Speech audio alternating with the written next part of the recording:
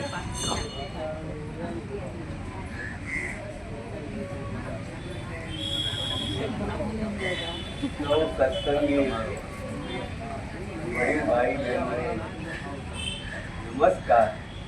વારંવાર આપણે કહીએ છીએ કે નમસ્કાર શા માટે?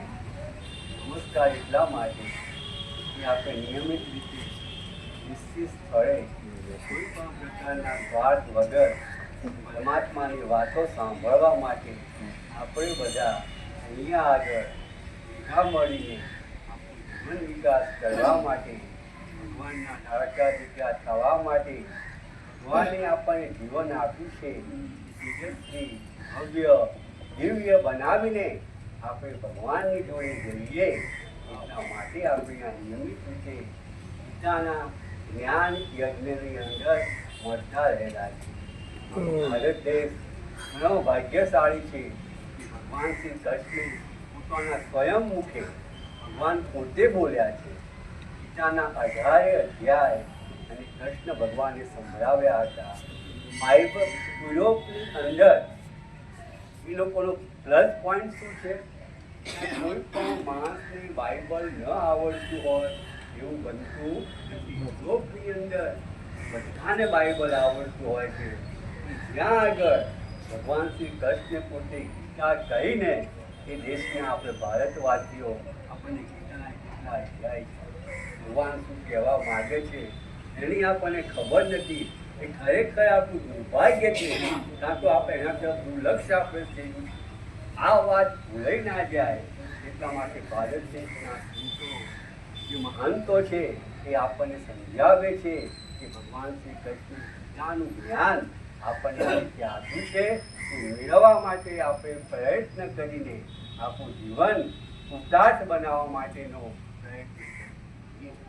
ગીતામાં ભગવાનને 18 અધ્યાય કીધા છે.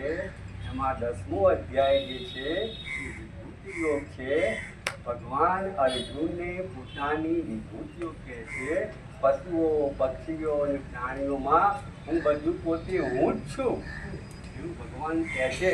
અને સૌથી અગત્યની વાત જે વિભૂતિઓમાં છેલ્લે ભગવાન કહે છે કે મેં તને આ બધી વિભૂતિઓ કહીને એ જાણીને તારે શું પ્રયોજન છે? એ જાણવાની તારે કોઈ જરૂર નથી. આ તો બધું હું છું જ.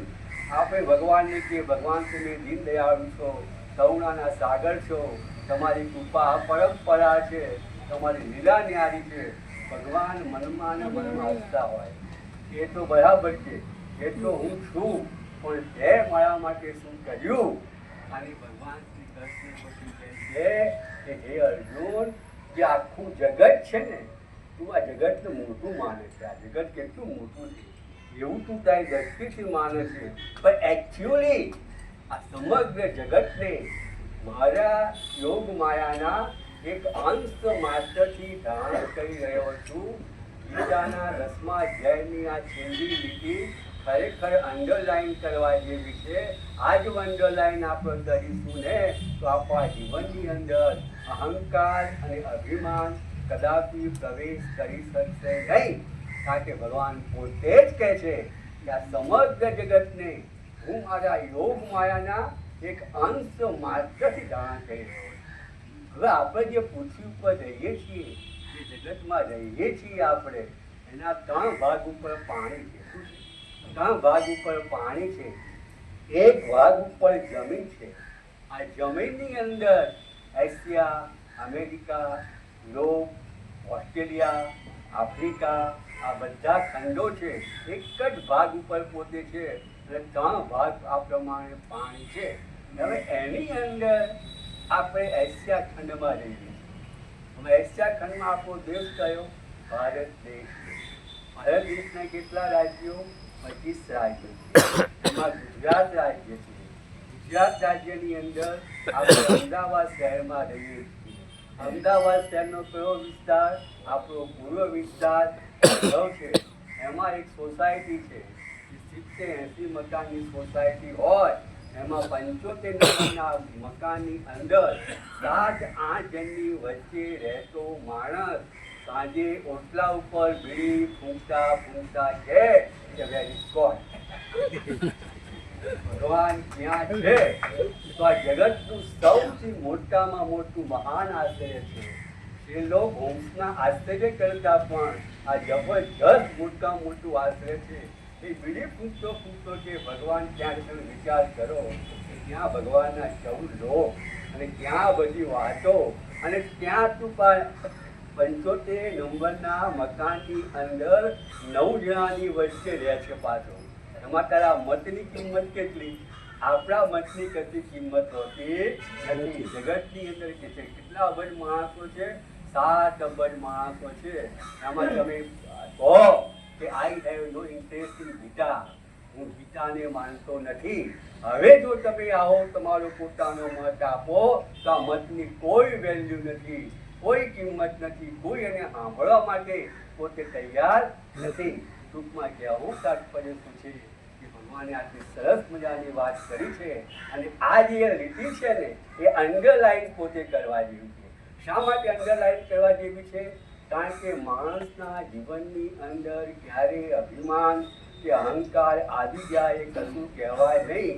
આ એને જો વાંચ્યું હશે, ફક્ત એક જ સેન્ટેન્સ યાદ રાખશે કે યોગ માયાના એક અંશ માત્રથી સમગ્ર જગતને ધારણ કરી રહ્યો છું, તો નો એન્ટર અભિમાન તમારામાં પોતે આવશે નહીં. હા, તમારામાં એ થશે કે ભગવાને ગીતામાં સ્વયં કીધું છે, મને વાંચો જીવ લોકે જીવ ભૂતલ સનાતન. ભગવાન કેવા છે? ભગવાન તેજસ. માણસ પણ પોતે તેજ પુંજક બનવા માટે પ્રયત્ન કરવો જોઈએ. ભગવાનને નબળા દુબળા બિચારા માણસો ગમતા નથી. તેજો દ્વેષી માણસ ગમતા નથી. કારણ કે ભગવાન પોતે સ્વયં કેવા છે? તેજ પૂજક. આપણે તેજ પૂજક બનવું જોઈએ. આટલા બધા ભગવાન તેજસ્વી હોય તો તમે કેવી રીતે નિરાશ પોતે બની શકો? એટલે ભગવાન આપણને આ વાત સમજાવે છે કે તું કેવો છે, તો મારો પોતાનો કે આ પ્રમાણે અંશ છે. એવું સ્પષ્ટ ભાષામાં ભગવાન આપણને સમજાવે છે. બધું યાદ ના રહે તો કશો નહીં. બાપા આટલું પણ જો આપણે યાદ રાખીએ ને તો આપણા મનની અંદર વારંવાર કેમ કરું છું કે માણસની જે પરિસ્થિતિ હોય ને એ બદલાય ને એટલે વાણી વર્તન અને ભાષા બદલાઈ જાય છે. આ બદલાઈ ના જાય, માણસ તેવો ને તેવો રહે ને એટલા માટે આ સેન્ટેન્સ આપણે યાદ રાખીશું. પુરાણ કાળની અંદર એક બ્રાહ્મણ હોય છે. બ્રાહ્મણનો યુવાન પુત્ર હોય છે. એ તપોવનની અંદર વિદ્યા પ્રાપ્ત કરીને પોતાના ઘેર પાછો ફરતો હોય છે. હવે જ્યારે પોતે ઘેર પાછો ફરતો હોય છે ને ત્યારે અમે રસ્તામાં 3 મૂર્ખાઓ જુએ છે. કેટલા? 3 મૂર્ખાઓ પોતે જુએ છે. કેવી રીતે જુએ છે? તો એક જગ્યાએ જે બ્રાહ્મણ પુત્ર હોય છે ને એ પોતે રોકાય છે. આપણા મગજની અંદર બ્રાહ્મણ એટલે શું?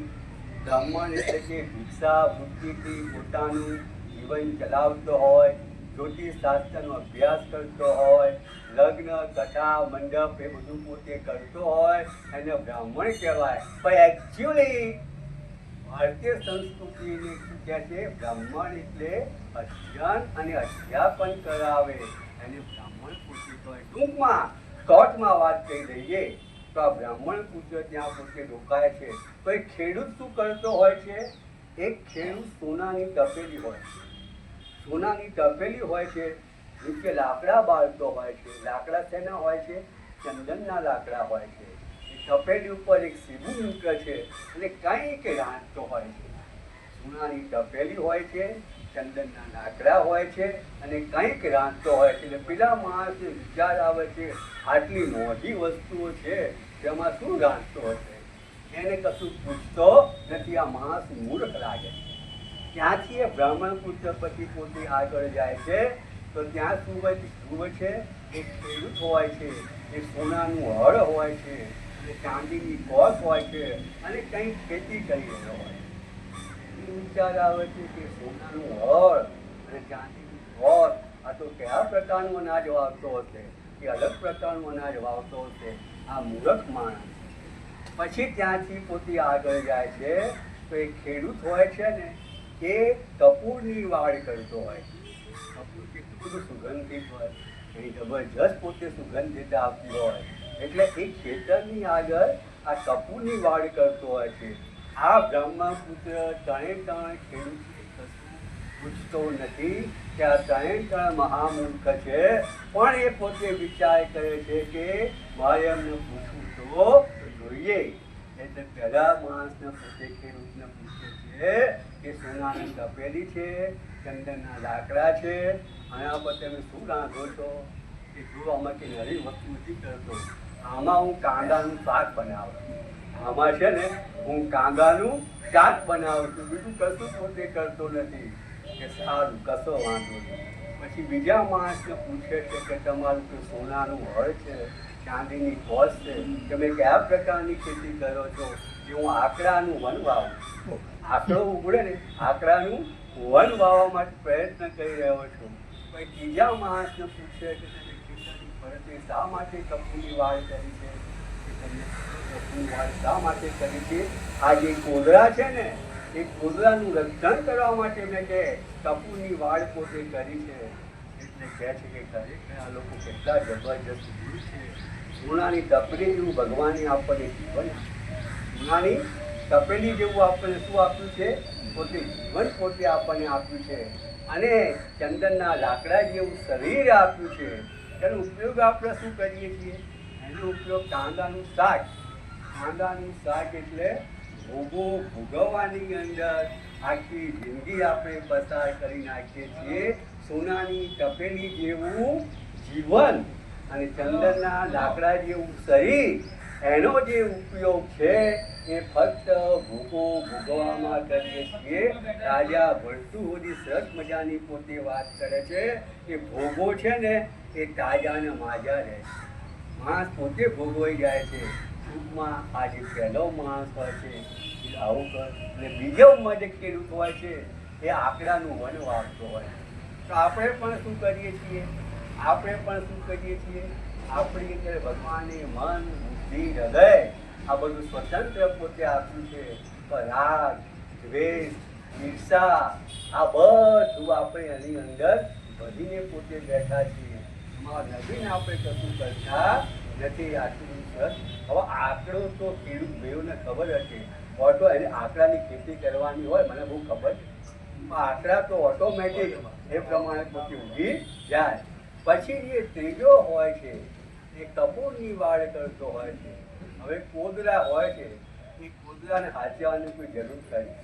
કોદરા તો ઓટોમેટિક પોતે ઉગી જાય, તો પછી કપૂરની વાડ કરવાની શી જરૂર છે? તો એ પ્રમાણે ભગવાને આપણને સરસ મજાનું હૃદય આપ્યું છે, કપૂર જેવું સુગંધિત હૃદય આપ્યું છે. એમાં આપણે શું કરીએ છીએ? હલકા પ્રકારનું ધાન્ય, જે રીતે કોદરો એ હલકા પ્રકારનું ધાન્ય કહેવાય. એ આપણા હૃદયની અંદર ભાવ, પ્રેમ, લાગણી એ બધું ભરવાને બદલે આપણે ઈર્ષા, રાગ, દ્વેષ ભરીએ છીએ. હૃદય જે છે ને એ સુગંધિત છે ને એને આપણે અસ્તવ્યસ્ત પોતે કરી નાખીએ છીએ. આ પ્રમાણે કરી નાખીએ. ટૂંકમાં કહેવાનું તાત્પર્ય શું છે કે આજે બ્રાહ્મણ પુત્ર પોતે હતો, આ ત્રણે ત્રણ વસ્તુઓ જોઈ એને પોતે પણ વિચાર કર્યો કે આપણે પણ આવું જ કહી રહ્યા છીએ. આપણે કંઈ મૂર્ખ નથી એમ નહીં, આપણે તો આ 3 જણા કરતાં વધારે મૂર્ખ કહેવાય. પછી એને ખબર પડે છે કે આ તો બિચારા કંઈ નથી, પણ આપણો તો એના કરતાં પણ મહામૂર્ખ આપણે આ પ્રમાણે પોતે કહેવાય. ઇમર્સન નામનો મહાન ફિલોસોફર હતો. ઇમર્સન નામનો જે મહાન ફિલોસોફર હતો ને, એનું પ્રવચન સાંભળવા માટે લોકો દૂર દૂરથી પોતે આવતા હતા. એટલું બધું જબરજસ્ત એનું પ્રવચન હતું. હવે એ જે પ્રવચન આપણને, એ પ્રવચન સાંભળવા માટે ડૉક્ટરો, વકીલો, એન્જિનિયરો, એજ્યુકેટેડ ક્લાસ, જેની બીજી ભાષામાં કહેવું હોય કે બુદ્ધિશાળી વર્ગ આ પ્રમાણે પોતે આવતો હતો. હવે એની અંદર એક 90 વર્ષના ડોશીમાં જે અભણ હતા, એ લાકડીના જે દરરોજ ઇમર્સનને સાંભળવા માટે આવતા હતા. પછી પેલા લોકોને જે એજ્યુકેટેડ વર્ગ હતો એ લોકોને નવાઈ લાગી કે ડોશીમાં શું સાંભળતા હશે, અભણ તો છે, આ ઇમર્સન શું બોલે છે ને એમાં અમને ખબર નથી પડતી, એમાં અમારી ચાંચ ડૂબતી નથી. આ ડોશીમાને શું સમજણ પડતી હશે? ડોશીમાને પૂછે છે કે તમે શા માટે સાંભળવા આવો છો? ડોશીમાએ જવાબ આપ્યો ને એક્ઝેક્ટ આપણે યાદ રાખવા જેવો છે કે ભલે મને બીજી બધી ખબર ન પડે પણ એટલી ખબર પડે છે કે આ ઇમર્શન છે ને એ ભગવાનની વાતો કરે છે. ભગવાનની વાતોનો મુખ્ય પોઈન્ટ શું છે કે ભગવાન પારકો નથી, ભગવાન દૂર નથી, ભગવાનને મેળવવાની વાર નથી, ભગવાન સતત આપણી કાળજી રાખે છે, આપણે પ્રમાણે પોતે શીખવાડે છે. આટલી બધી ખબર પડે છે. આ મારો અભ્યાસ પાકો થાય ને એટલા માટે હું દરરોજ વિમર્શનને સાંભળવા માટે આવું છું. બીજું આનો જે મુખ્ય સાર છે ને, મુખ્ય સાર આનો આ જ છે, બીજું કંઈ નથી. એટલા માટે આ બધું